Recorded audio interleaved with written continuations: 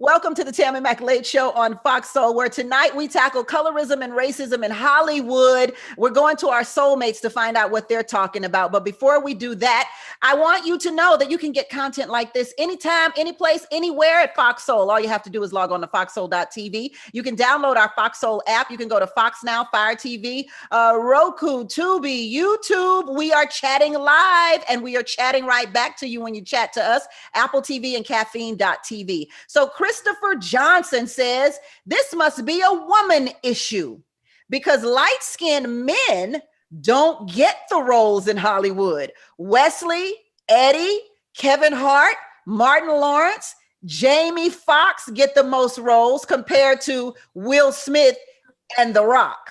How do you feel about that, ladies? Let's go ahead, Jamie. So here's the thing. Forrest Whitaker he did a hell of a job, but he played a dark-skinned brother, Idi Amin, right? And used makeup, AKA blackface. Jeffrey Wright played Dr. Martin Luther King in Boycott, right? I don't know who else is coming to me, but it's not just Boris Kojo, we like some Boris Kojo, Terrence Howard. Yeah, and Terrence played Nelson Mandela. So this is not just a woman thing. This across the board. I would also say that the lighter skinned male actors have a wider range of roles and kinds of films that they are featured in versus the darker skinned males who seem to be typecast a lot of times. And then you look at the pay of those actors as well, right? So they seem to attract higher levels of pay in the roles that they do get. So that's another factor to consider. When you say those dark-skinned men in Hollywood are typecast, what do you mean by that, Dr. Webb? Give us some examples. Yes, so it goes all the way back to the days of blaxploitation films, with the shafts and things like that. So a lot of times the dark-skinned men are limited to roles where they are the tough guy or the streetwise person or, the gangster or the thug. And even if it's like a high profile gangster, right? Like Forrest Whitaker's recent TV show where he's playing, Bunky, I think his name is. Yeah. But, actors like Will Smith, they get to play futuristic roles like Gemini Man and, or they get to be the, I'm thinking about The Rock in particular and how they get to play the comedy roles, the romantic comedy roles, and they are featured in films that have diverse casts, right? So they're usually not just limited to quote unquote Black films.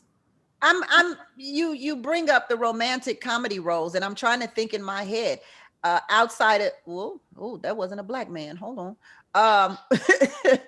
Have there been dark-skinned Black men who have played in romantic movies? Taye Diggs. Taye Diggs, yeah. Okay. Okay. Taye. Yeah. And then I guess you could also say, the best man actually. Chestnut, I was about to say. All those brothers, from light skin to dark skin, they was fine as all get out. I didn't mind seeing not one of them on the screen. That's for sure. It was a balance. Yes. I feel like a lot of our men, period, they're not cast with Black women. That's the thing. I mean, they're white, they're Latina, they're other, or they are light. You don't see, like we have Nate Parker's American Skin is coming out, and my friend Milana Jamae is playing the counterpart. And it's like one of the few times you see two browner, darker skinned people like that are love interests. But technically, we don't get that. And I remember when Eric LaSalle was on ER and he had to fight, literally threatened to leave the show because they showed his relationship with Lisa Nicole Carson as detrimental, and they were going to bring back a white woman, and he said no.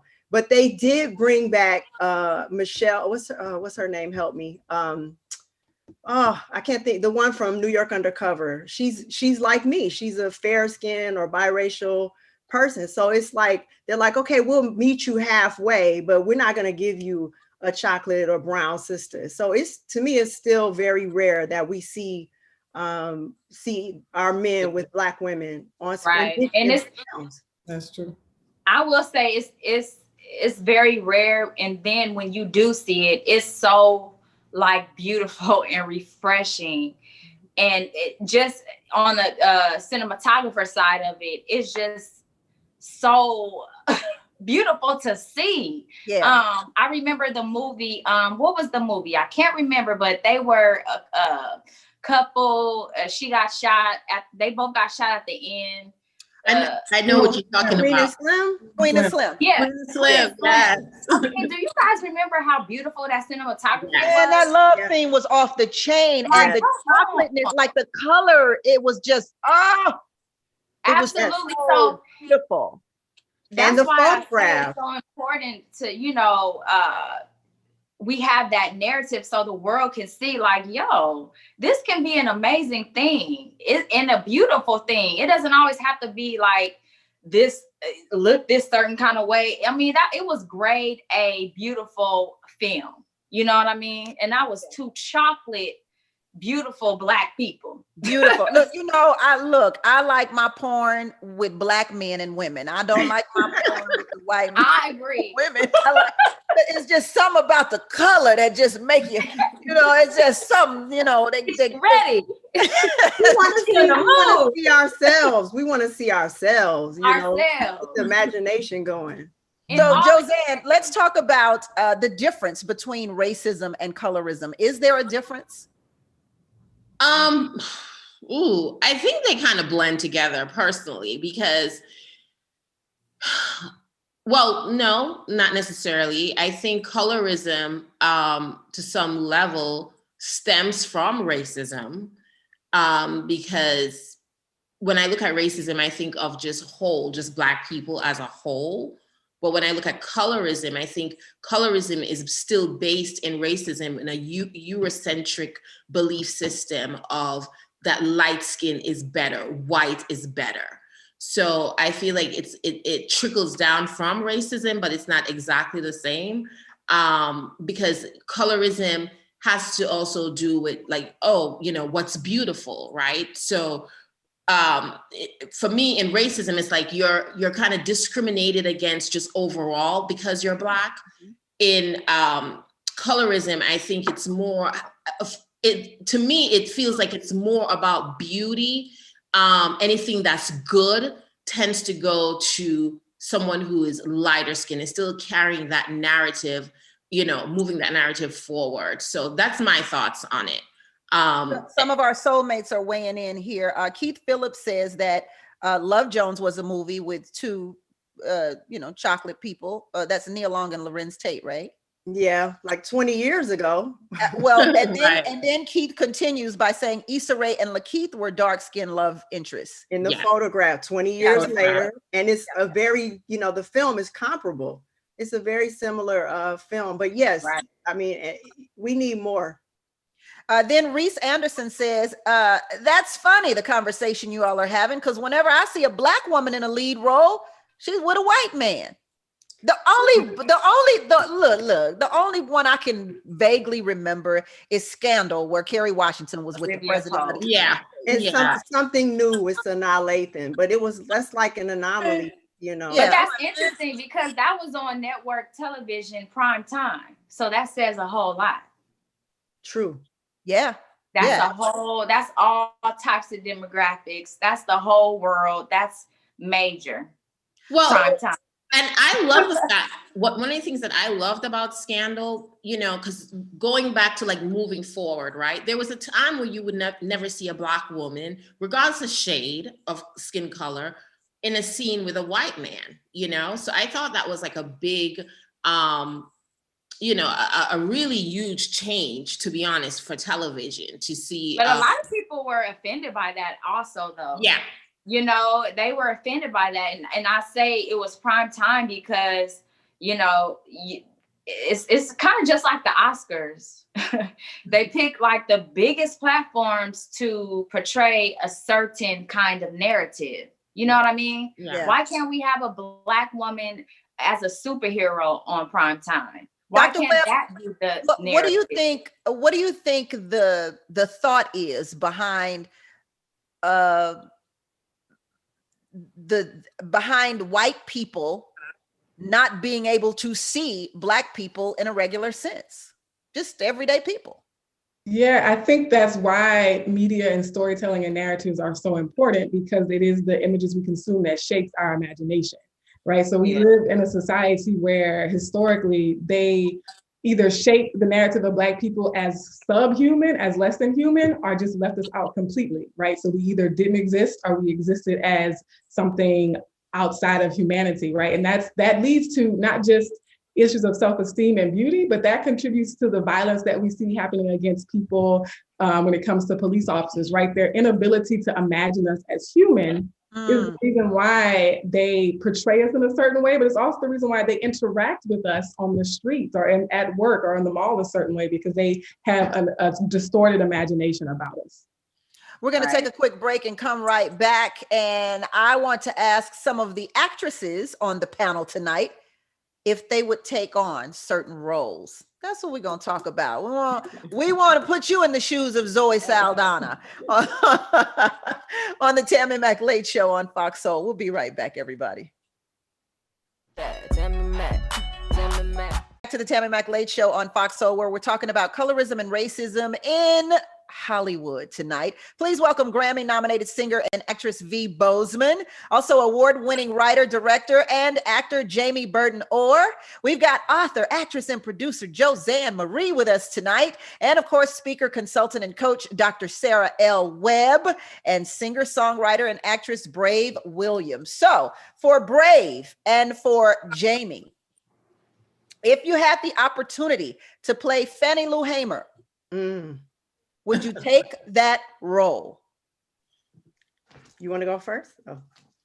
I'm thinking. The fact that you're thinking about it, though, my sister.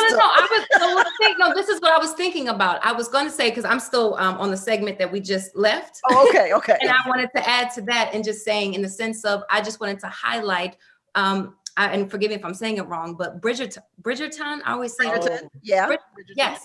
Just the fact that we have been placed in arenas of being queens, inside of that narrative. I just love Shonda Rhimes for being just still pushing the needle forward. And I just wanted to say that in the last segment, because we were talking about in terms of being progressive. I enjoyed Bridgerton, and I did enjoy, there was an article out about Bridgerton and its, I guess, implications of race. I guess I'm just too dumb for the room because I didn't get it anywhere, but I was literally invested in the love story.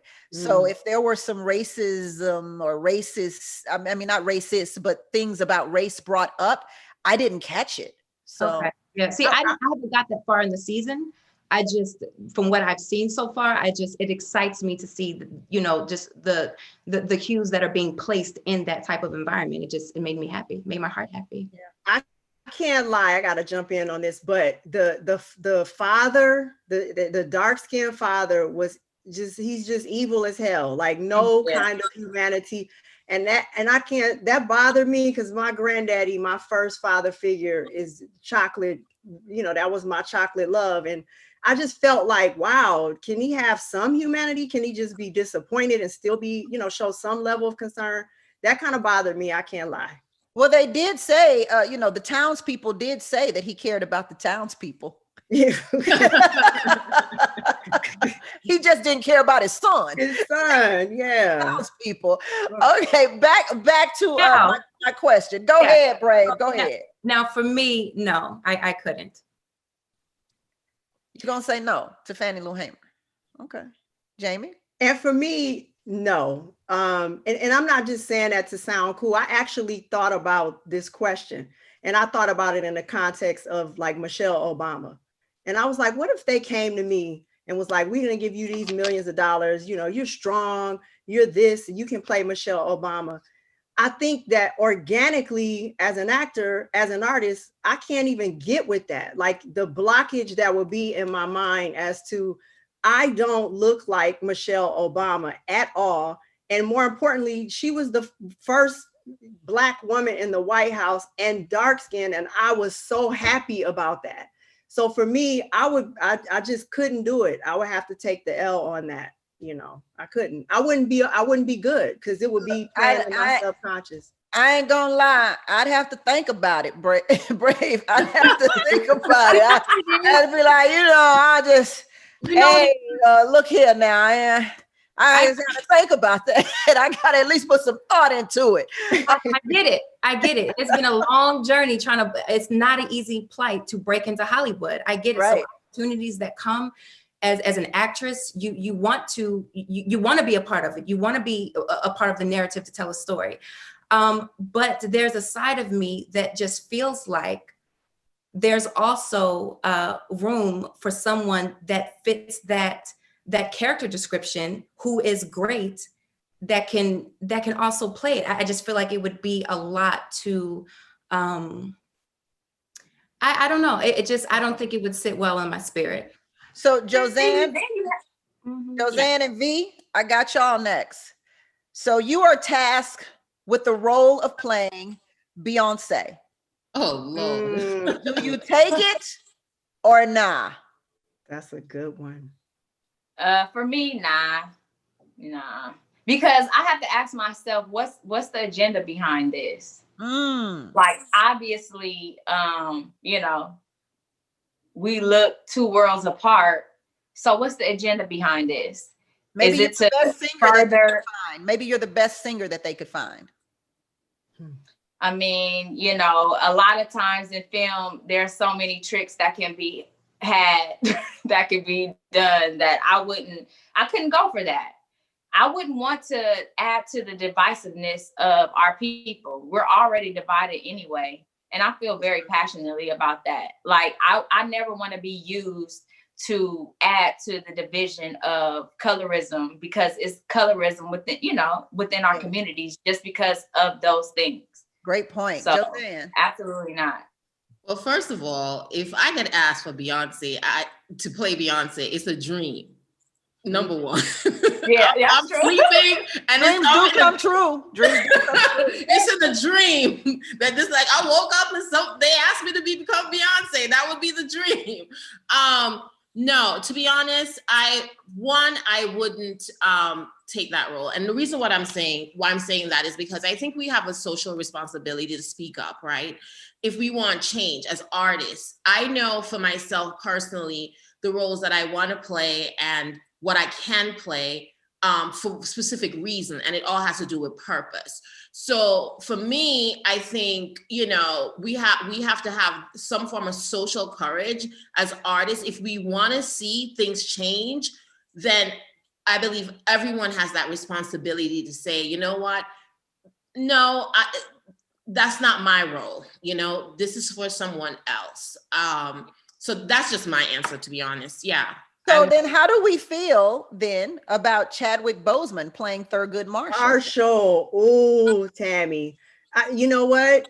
A friend of mine brought that to me and was like, at the end of the day, that was way off. And God rest. And it was off for several reasons, because Thurgood Marshall, for those who know his background, he oftentimes played the pass card in order to get some things done.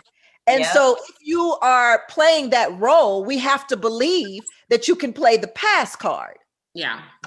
Yeah, I agree with that. I think because for Black people, our skin tones, the actual shade of our skin tones has made such an impact in the outcomes of our life. It has been such a big part of our stories, for better or for worse, that it's really hard to tell an authentic story about a Black person without factoring in the skin tone. So I think casting Chadwick Boseman, as great of an actor as he was, obscured a major part of Thurgood Marshall's story and possibly what contributed to his success and what allowed him to walk into certain spaces and accomplish certain things in his life. Exactly. And it's interesting because I would imagine if you're white, which most people who are producing these projects, directing these projects, casting these projects, writing these projects are white, you're thinking with good intentions. You're like, oh, we're going to do a movie about this great Black man who did great things for America, great things for the Black person, and it's not going to be about race. But there are But see, that's such a good point. And what it shows is that they still don't know us. And part of that is because we have not been allowed to be the storyteller, to be the creator. Exactly. It's always got to be attached to something else. Yeah. And I think that if they really want to be equalizers, then open up the doors for the creators and for the producers to tell our story. There's plenty of stories out here that we can tell. Give us the money. Right. Like I ask all the time, like who are in these rooms? Like you can obviously see that Chadwick Boseman, like you said, he's an amazing, actor.